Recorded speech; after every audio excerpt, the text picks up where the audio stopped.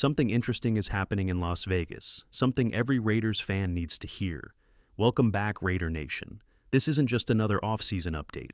It's your inside look at who's rising and who's falling in the Silver and Black's minicamp. And trust me, some of these names might surprise you. Now, before we dive into the latest buzz from Minicamp, do me a favor, subscribe to the channel, give this video a thumbs up, and don't forget to hit that bell icon so you never miss a beat. If you bleed silver and black, this is where you belong. All right, let's get into it. We're flipping the script today and starting with the defense, because that side of the ball is starting to heat up. I've lined up the top 5 defensive standouts from Minicamp, ranked from good to great, and thrown in a few honorable mentions along the way. Kicking things off at number 5, Cody Lindenberg. The 7th-round linebacker is quietly climbing the depth chart. He's been working just behind veteran Elandon Roberts and could be making a serious case for playing time. From what we're hearing, he's even ahead of Tommy Eichenberg right now.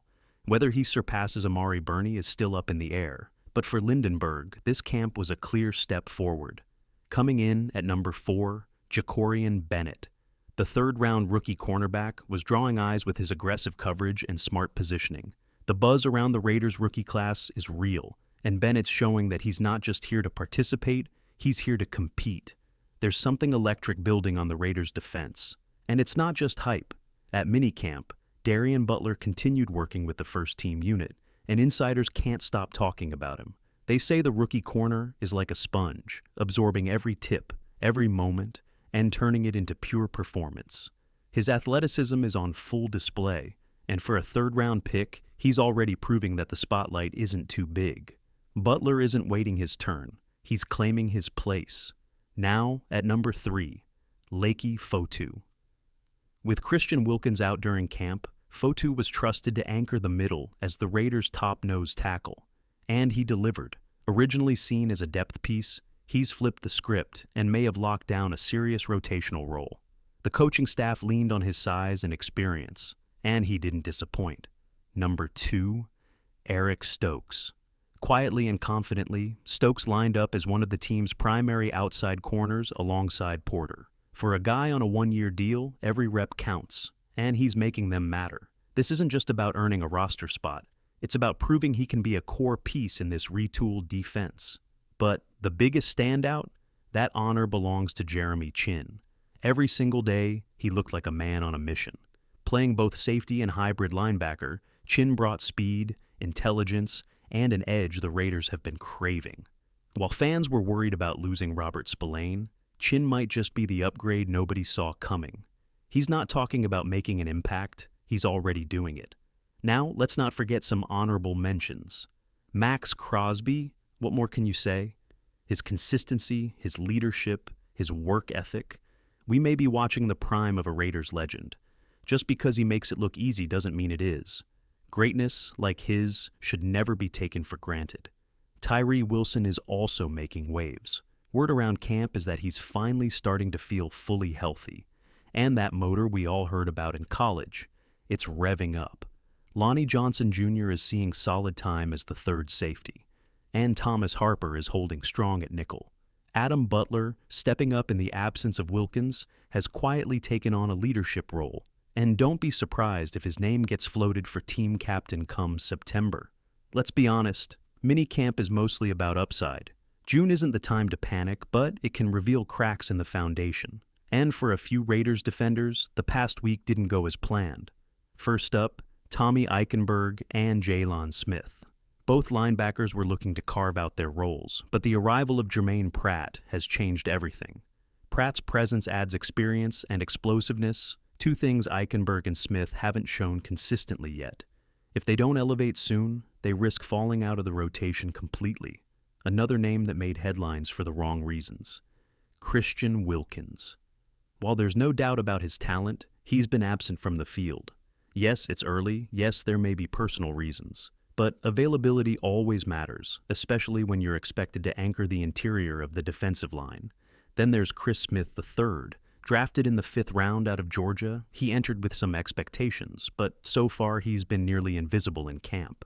Whether it's scheme fit or simply underwhelming reps, Smith hasn't stood out when he needed to most. Cameron Richardson, the 4th round corner, is also in a tough spot.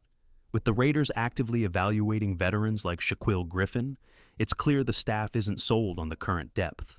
If Griffin signs, Richardson likely drops even further down the chart, and that's a steep hill to climb for a rookie who hasn't flashed much yet. It's not doom and gloom, there's still time before preseason. But in a competitive camp like this, every rep counts. Let's shift the spotlight to the offensive side of the ball, because a few key players made a real statement at Raiders Minicamp. At number 5, Colton Miller. The veteran left tackle doesn't make noise, but his presence speaks volumes.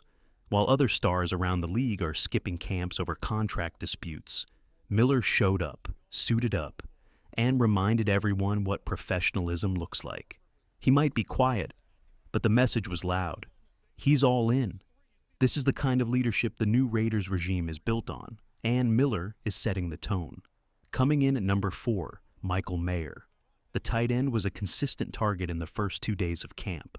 The Raiders coaching staff is clearly designing ways to feature him more, whether it's in traditional sets or part of those new 2 and 3 tight end formations.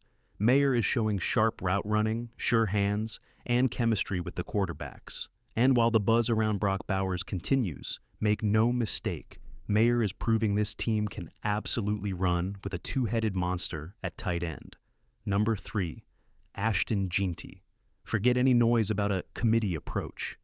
Jeanty is a weapon the coaches are determined to unleash. From running lanes to swing passes to kickoff returns, they're testing his versatility in every phase of the game.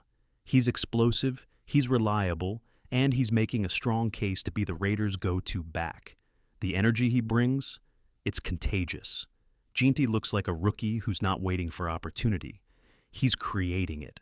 Let's keep the momentum going with 2 names who turned heads, and one who stole the entire show. At number 2, Dante Thornton Jr. Coming into camp, most expected him to battle for a backup role, but Thornton showed up with something to prove, and he's been earning every rep. The Raiders lined him up outside, and he used his speed and size to stretch the field and carve through coverages. The result?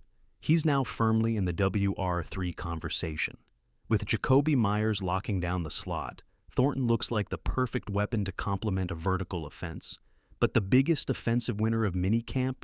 Trey Tucker, without question. Tucker walked into camp facing real pressure, new coaching staff, a stacked wide receiver room, 3 rookies just drafted. But instead of shrinking, Tucker exploded, reminding everyone why he's a nightmare in open space. Word from the field? He's still the fastest player on the roster, and maybe the toughest too. That wrestling background, it shows in every cut and every collision. His chemistry with the quarterbacks is growing fast, and as of today, Tucker is sitting strong as the WR2. So, what's the projected wideout trio if the season started tomorrow? Tucker and Thornton on the outside, Myers in the slot, and behind them, 2 elite tight ends, Michael Mayer and Brock Bowers, ready to shred any coverage. The best part? It's not just the players rising, the entire culture is changing. You can feel it. From Pete Carroll's energy to the buy-in from veterans, players are showing up, showing out, and believing in something bigger. There's a different edge in the air. This isn't the same Raiders team from last season. It's something far more dangerous. Let's wrap up with a few final takeaways from Raiders minicamp. Some players made major moves, others not so much. First, a quiet standout on the offensive line, DJ Glaze. Sometimes silence is gold, especially in the trenches. Glaze didn't make headlines, and that's the point. No blown blocks, no costly mistakes.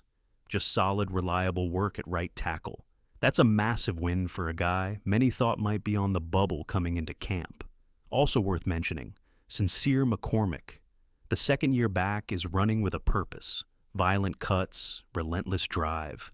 He's playing like a man trying to force his way into the rotation behind Ashton Jeanty, and it shows. Now, let's talk about a few players whose stock dropped a bit. Dylan Parham missed the final day of camp, injury concerns or not. When you're in a heated position battle, every snap counts. With Jordan Meredith sliding in at center and Thayer Munford getting reps at left guard, Parham's grip on a starting job might be slipping. Jack Beck also saw his momentum stall, not from poor play, but because Dante Thornton Jr. and Trey Tucker simply took over. With both rising fast, Beck is now the WR4, and that shift might limit his impact this season.